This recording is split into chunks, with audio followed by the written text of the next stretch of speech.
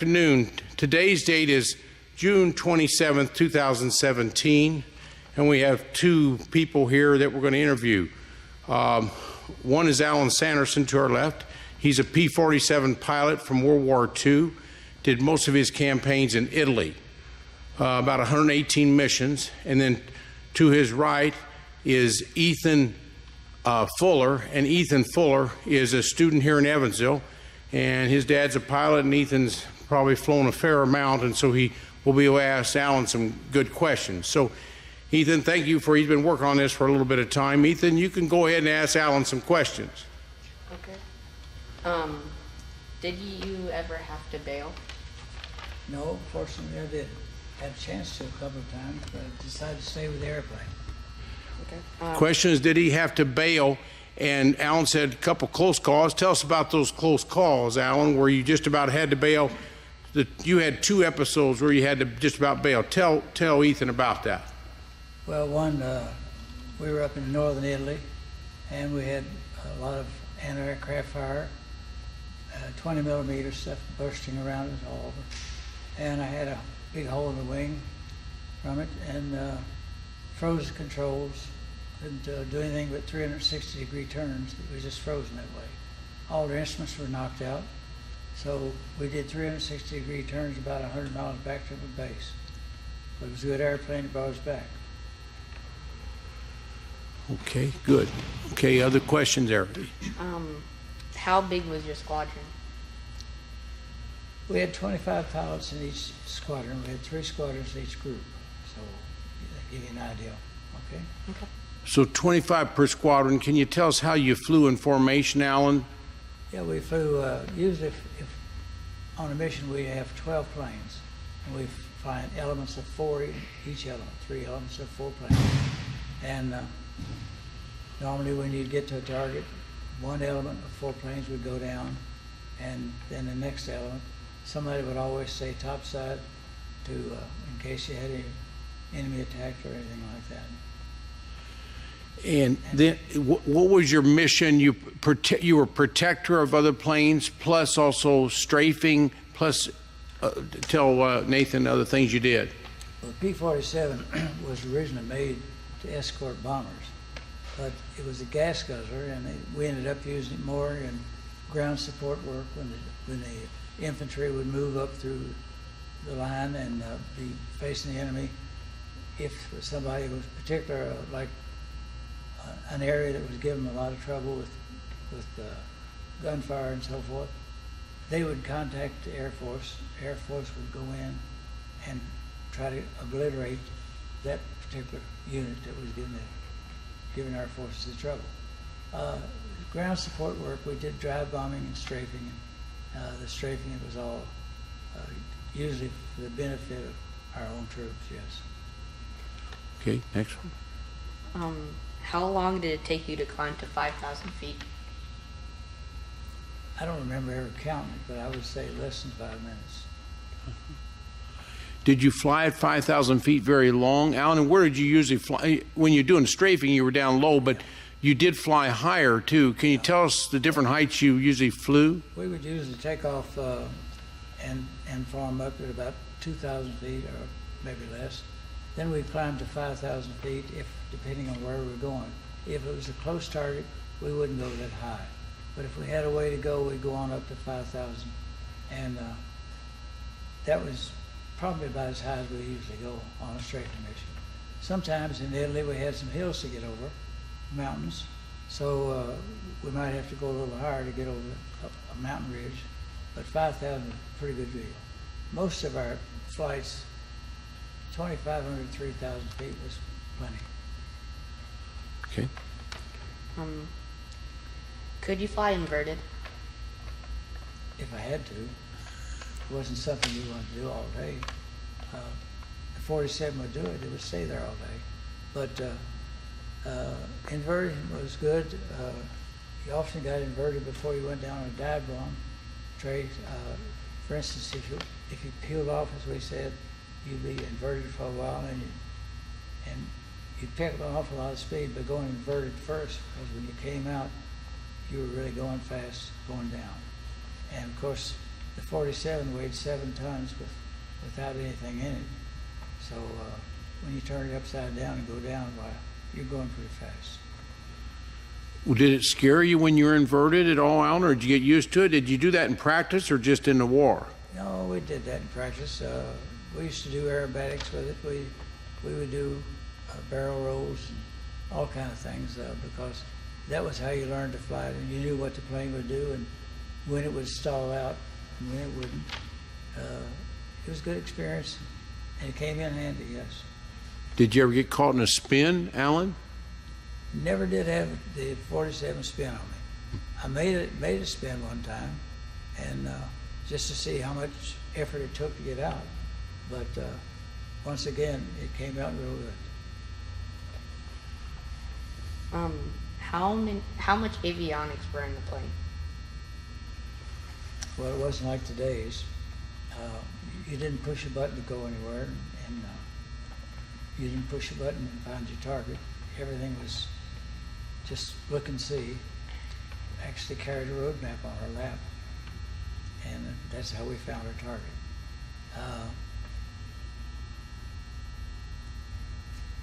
I think, go back to your question again now. How much avionics? Avionics.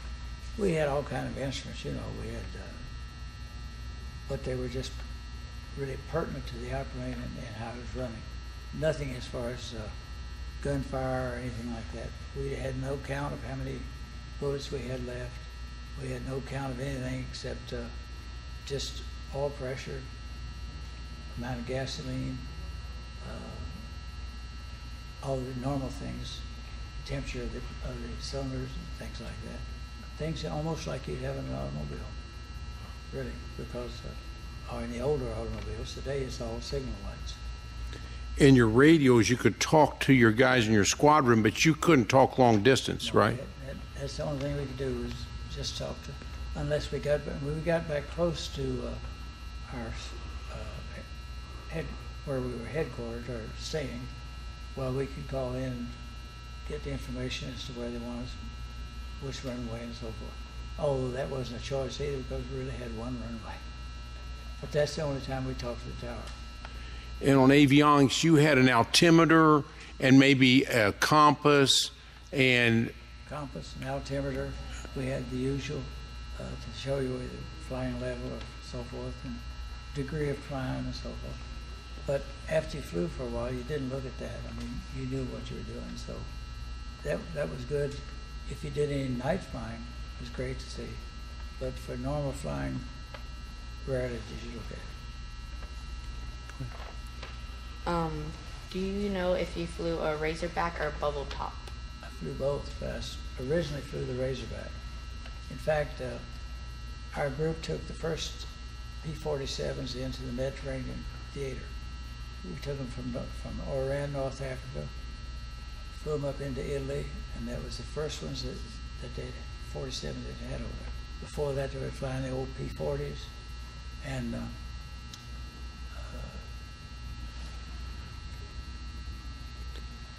I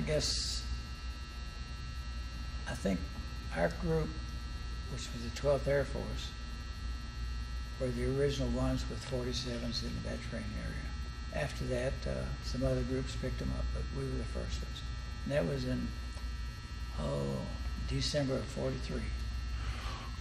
Can you, Alan, you point out for Nathan about asked you about the bird cage behind you, and point out what a bird cage is versus a bubble top, and tell me look at me when you're talking so we can hear. He asked you about a bird cage and bubble top. Tell him what that is on that plane there. The advantage, of course, to the bubble canopy over the bird cage is the bird cage, you had metal coming right up to here, and you're sitting here, and you can't, if you turn your head, that's as far as you can see. I mean, you can't see behind you at all. They realized that, and then they came out with a bubble canopy. When the bubble canopy then left all that metal that you see up there was gone, and then you could actually turn your head and see, and you gave it a whole lot more visibility. It was great. Before, you probably laugh about this, but it's the truth. The only way we could see what was behind us, we had a little mirror about like in your automobile, that was up here in the top, and you could see directly behind you, and that was it. But that was up real high on the canopy, so you could see over. But that was it. Could you tell Nathan about that seat and how it was made of, what it was made of to protect you too? The seat behind your head there. Yeah, the seat. That was, Turn this way so you can hear you. that was all aluminum on the outside, but it did have armor under, you know. So you did have a little protection from behind. Unfortunately, when it came out of the bubble canopy, you lost that too. You gained something, but you lost something. Nathan, go up and point to that bubble canopy. Go behind the wing and point it out so I can say something about that. What Nathan's asking, that's a bird cage, but a man from Evansville, Indiana named Tom Martin invented the bubble top, and they changed that to just have one big piece of plastic, and he was a father of plastics in Evansville, and he owned Hoosier Cardinal. But that was a major change because then the pilot could see all the way around him compared to that bird cage. Okay, come on. Made a big difference. Big difference to sight for you, right, Alan? Yes. You liked it? Okay. I don't have any more. Okay. Now, I want what I want you to do, Alan, is show Nathan about the guns, about how many bullets the guns held, and tell him about the guns and how powerful they are and how long you held the bullet down. Then I want you to tell him about the propeller, and then where the gas tank was, and about the if it got shot a hole in it, and what the advantage of is air cooling. So first on the guns. Okay, we'll start with the guns. You gotta look at me though. You gotta look at me. We had 4 50 caliber guns on each wing. These guns were capable of, we had enough storage in the wing that you had a little over 400 rounds per gun. So maybe a total of like 3,200 rounds on the plane. Then in addition to that, at one time they even put rockets on the wings. And we had rockets, but they didn't do too well. They weren't as accurate because when you were firing these guns, you just used the airplane just like you would a rifle. You aim the airplane, and that's where the guns fired went. On the rockets, they might wander a little bit after they left the plane, and it just wasn't that sharp. We also carried a 1,000-pound bomb on the belly, and of course that was the same way.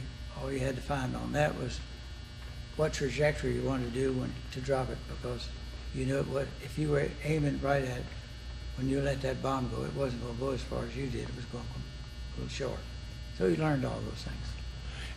And tell Nathan, you talked about the bullets there, but tell him when you pulled the trigger how powerful that was, and then how long did you have to shoot all those bullets? Okay, we've had all kind of arguments about this, but the truth was, when you fired 8 50 caliber bullets, it was the equivalent of a 1-ton truck at 60 miles an hour hitting a vehicle. When it hit, that was exactly the same.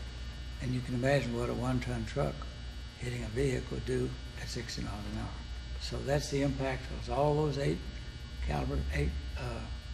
guns firing at one time. And if you held the trigger, which you never did, if you held the trigger down constantly, you might get 35 to 40 seconds. That's all. Now that doesn't sound like a lot, but then you didn't shoot that way. You just shot in spurts, because if you held the trigger down all the way, 9 times out of 10, you'd have a jam because they would get hot. Now, show Nathan where your gas tank is, Alan, and how many gallons it held. I think it was 270 or so. Show him, point up where that was under your lap there. Right under, see that mark going back through there? That pilot sits above it, and the gas tank was right under it. And fortunately, it had a little protection because it had a rubber lining on it, and if it was penetrated at all, that rubber lining would stop the bullet so it didn't get into the tank. Okay, and tell him about the propeller, how big the propeller was. Get over here, both of you, over in front of the propeller. Tell her how big one propeller was and why importance of air cooling versus water cooling. All the other fighters in World War II were water cooled, and this was air cooled. So you got to look at me here. We got some noise outside there. Okay, the size of propeller. Yeah. Now, as you saw the engine over there, it didn't look too big. It's big enough, but from here to the tip of the propeller is 6 feet. both ways. So it's 12 feet and 12 feet. That's the size of the propellers. At one time, they changed the configuration of the propellers and made them more like a paddle on the end, and it made the plane climb at a better rate than these did. They did a lot of good work with it. They had radial engines. You can see engines over here. So those cylinders are all packed in here behind. Difference in a radial engine, which is air-cooled, and the ones that the Spitfire and the P-40 and a lot of the P-30, all of them had liquid cooled. Even the Spitfire had liquid cooled. If they got one little pinprick in that liquid cooling system, they were out of business because it all drained out. These things just kept running. I've seen them come back with wood where they would go down strafing and maybe mush through the trees. Seen them come back with wood packed around here that you couldn't even see the cylinders, but they still came back. They kept running. All right. Look up this way. Look. You've got 2,000 horsepower here, and you've got twin banks and cylinders, one right behind the other. Great engine, probably the best one going. They use this in other planes besides the 47. They use it in a lot of planes. But this is a real workhorse. Nothing ever happened to stop it unless you turn the switch off. These ladies were the ones that actually put these guns together. And they also were responsible for loading them too. You can see how big they are. Well, as I told you, they're about this tall. But here they look taller because, of course, they're elevated from the floor. A lot of power. And they're heavy too. They're Browning 50 calibers, Yes. so they're pretty good sized guns. We'll show you a bullet in the other room. Now, tell them about this factory. This is that blue factory you just walked by. It looks like an airplane. That's a red brick building out in front. And this is the southern part of the factory, northern part of the factory. And tell them when they made that factory, Alan. That factory started up in 42, and when it first started, they thought, nothing will happen. They had the factory built in 2 months, and then I've forgotten how long it was before the first plane, but they had the first plane out of there in real short time. Yeah. And for a while, they were putting out several planes a day. Before, I think the second year of it, they were putting out 12 a day. 12 47s a day. That's pretty good production. One every 2.5 hours, which is a lot. Pretty fast for a complicated airplane. 35,000 employees open. Let's go in here and show them the factory. Okay. Well, as you can see, it's a pretty big plane. Give you an idea what it was like. The first time I saw one, I looked at this cowling up in here, and I thought, my gosh, I could slide all the way through that air scoop, because that's how big it looked to me. And it was big. Like I said, it weighed, with nothing in it, it's just empty, with no fuel, no nothing. It weighed 5 tons. By the time you got all the armament and everything on it, well, you're talking about 7 or 8 tons. And that was a whole lot of airplane. And most other fighters in World War II were total at 10,000 pounds. This was close to 17,000, 18,000 pounds. Big. This they call it a tank, or what they call it, a jug. It was gigantic. Yeah. He got the word jug because it was turned up. If you turned it upside down on his nose, it looked like a jug. It's shaped that way, but it didn't fly like a jug. Okay. Go ahead. Okay, Nathan, this will show you this assembly plant and how fast they put them up. You start at this end, and you see there's just the fuselage, nothing, no tail, no nothing. The next time they got something on, then they got the wings, all the way down. When it gets to the very end down there, the plane is complete with motor and all. See, they have the motors all over here in a stack. So by the time they get it all down, and that's not really that far down there, as you can see, but that's a whole one airplane, and they were doing 12 a day at the end of the production. So that's a lot going through there. A lot of rivets.